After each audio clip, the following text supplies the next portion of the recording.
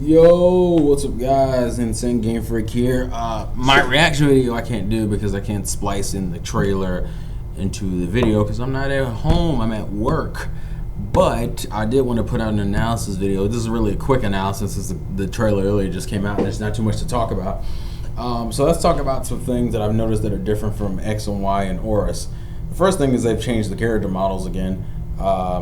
Pokemon Sun and Moon video. I just realized I'm going way too far into this, and I haven't even. It's just a lot of things I'm running in my mind. So they've changed the models again. They're a lot taller, and they look more like traditionally human. They've kind of moved even further away from the chibi art style, and they're still anime-ish, but it's obvious they are more lanky and tall, and they have more. They look more like traditionally normal in terms of body builds now.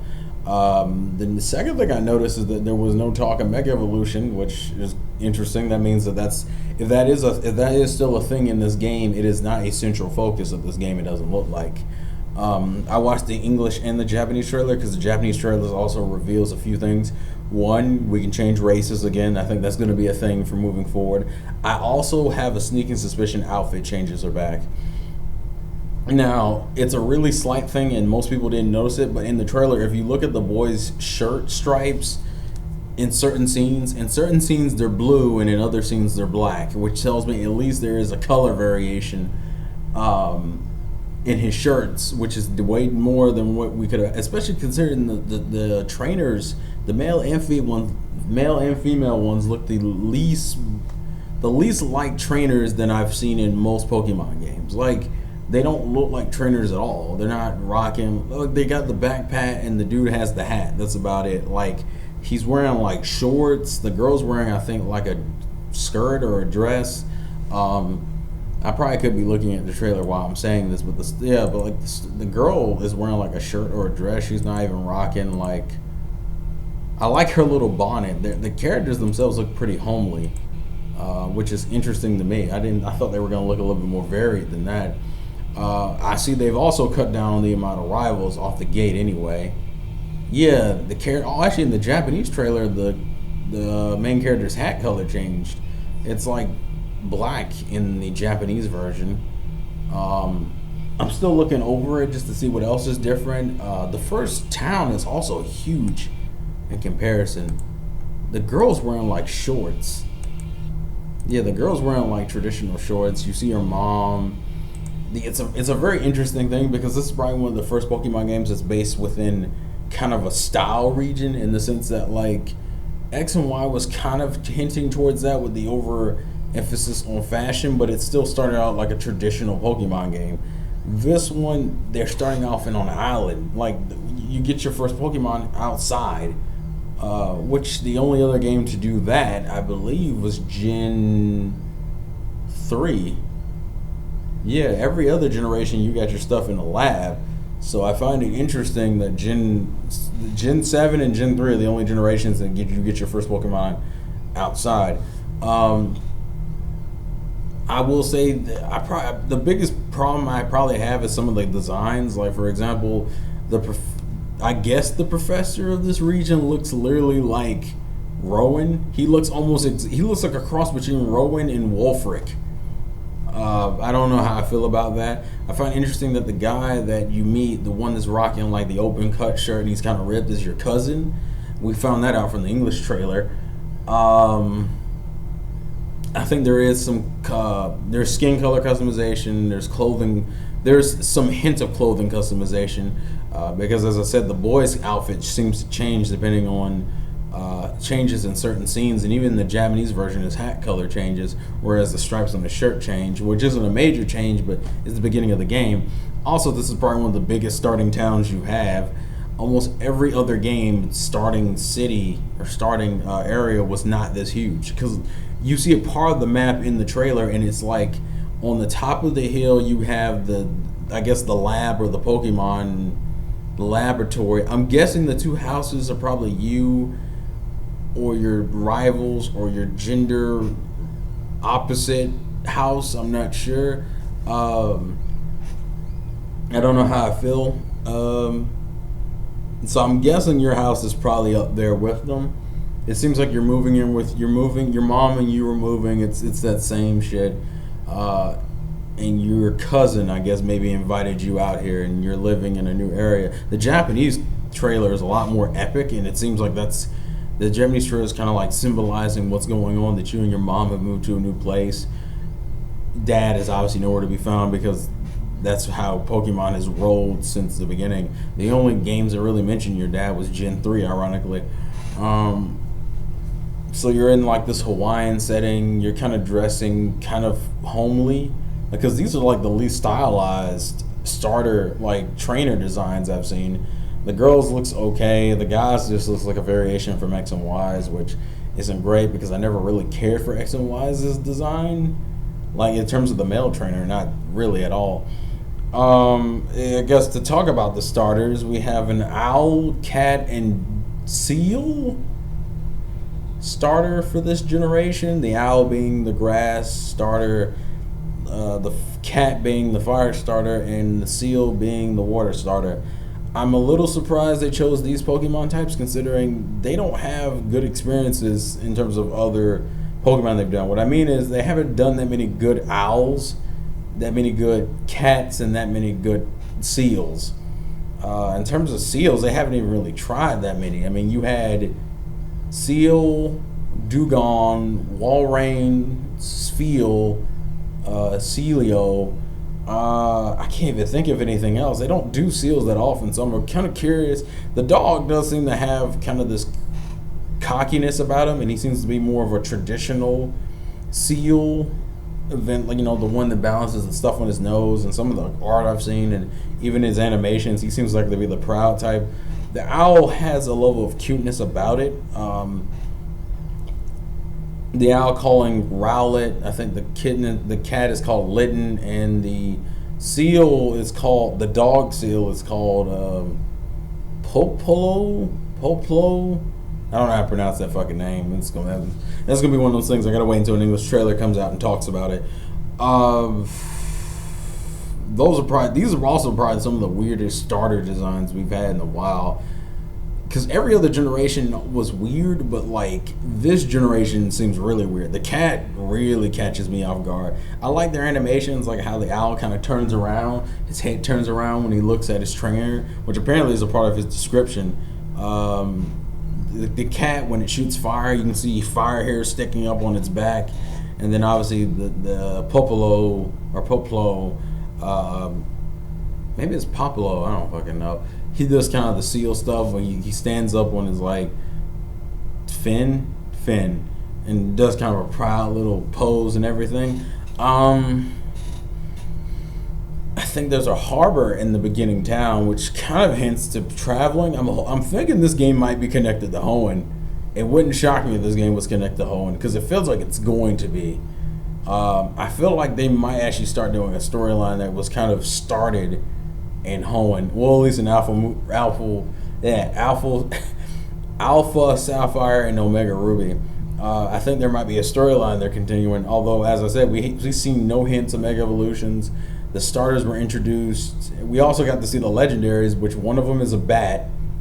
It seems like bats are getting more love in these later generations. You had Noivern, and now you have a legendary bat. The bat actually looks more legit than the Sun starter, which is just another goddamn lion, which seems kind of redundant considering your starter is a lion and your legendary is a lion.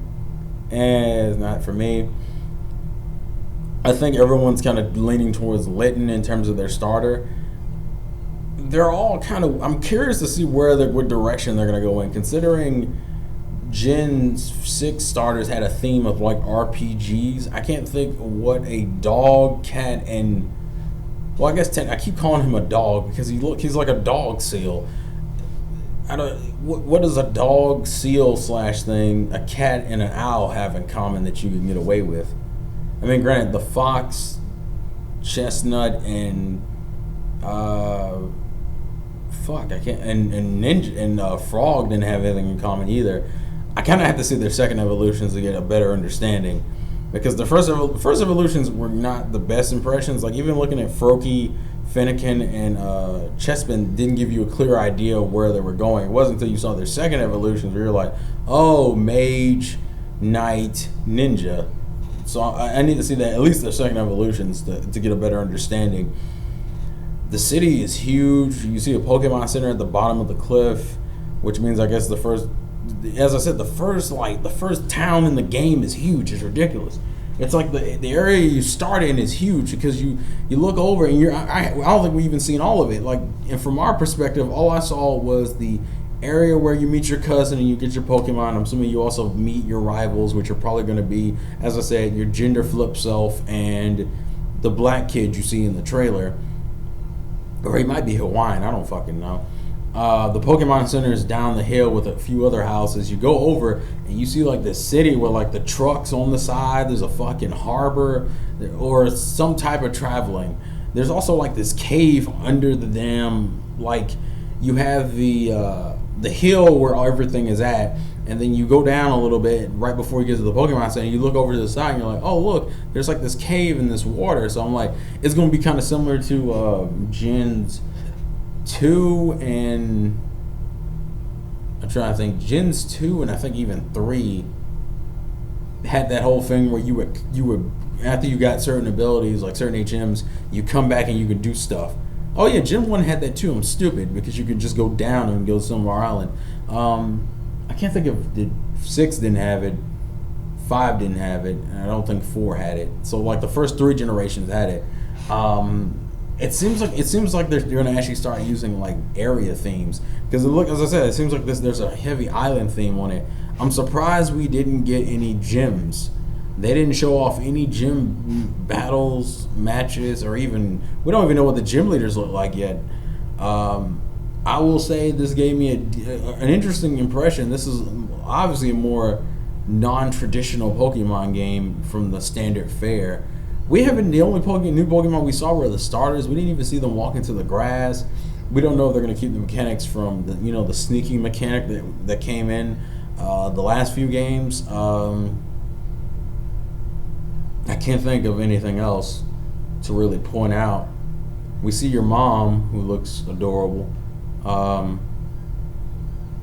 I don't know if this thing's going to be story-based because we don't even know who the evil organization is, if we're going to get one this generation, or if it's going to be continuation, kind of like how Team Rocket carried over for 2 generations, although knowing standard Pokemon fare, it'll probably just be a new team.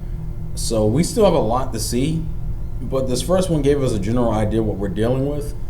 I'm actually surprised we also didn't see that bird Pokemon that was in the initial trailer, even though it was just a model of it. But we know this is confirmed as Gen 7. This isn't Gen 6. But so now I'm curious to see where we're going because we heard nothing about Mega Evolution.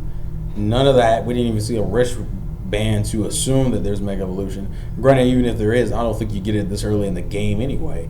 This seems like this almost feels like a disconnected story just looking at the way the trailer looks so far. I would almost argue this might be a prequel to another game. Like this might take place before Gen 6 takes place. And I know that seems kind of stupid because there's no reason to do that. But I'm curious if they're going to actually start trying to set up some real heavy... There's always been Pokemon lore, but I mean like storyline lore. Like maybe this takes place between the events of Gen 5 and Gen 6 or something. I don't know. But this is very interesting, and I'm glad to see them taking a different direction. I'm curious to see how these starters are going to turn out because they look very weird in first appearance. You'll see that in my reaction later on today, but I actually didn't even realize I was an owl. I thought that was a chicken. This is going to be interesting. They picked animal types they haven't been known to do well, but we also never seen like a 3rd stage owl evolution. I think Hoot Hoot and Noctowl are the only ones that come to mind in terms of owls. So I'm curious to see how this owl's going to turn out because this thing could look like a fucking beast if they do it right. I'm also curious if any of these things are going to have like a distinct gender feel for them, like how Braxton's evolutionary line felt like she was obviously a girl, whereas Chestnut was obviously a guy and Greninja was obviously a guy.